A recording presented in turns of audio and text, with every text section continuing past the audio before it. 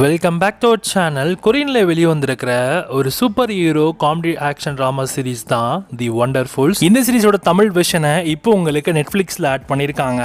மொத்தமாக 8 எபிசோட்ஸ் இந்த சீரிஸில் இருக்குது. அந்த 8 எபிசோட்ஸோட ஒவ்வொரு எபிசோட ஆவரேஜ் டியூரேஷன் ஒரு 1 hour கிட்ட இருக்கும்.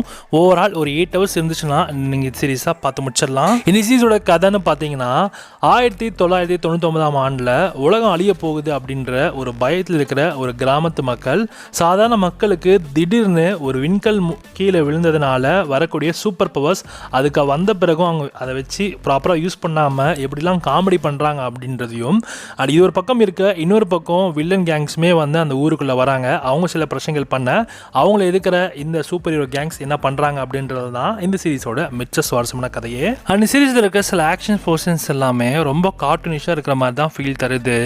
நீங்கள் மார் மூவி லவர்ஸாக இருந்து நிறைய கொரியன் மூவி லவர்ஸாக இருந்தீங்கன்னா இந்த சீரிஸ் அந்த அளவுக்கு பெருசாக வந்து உங்களுக்கு ஒரு மாதிரி இன்ட்ரெஸ்டிங்காக போகிற மாதிரியும் தெரியாது நினைக்கிறேன். எல்லாம் ரொம்ப ப்ரெடிக்டபிளாக இருக்க மாதிரி உங்களுக்கு ஃபீல் இருக்கலாம் சில பேருக்கு. எனக்கும் ஒரு சில இடத்துல அப்படி தான் இருந்துச்சு.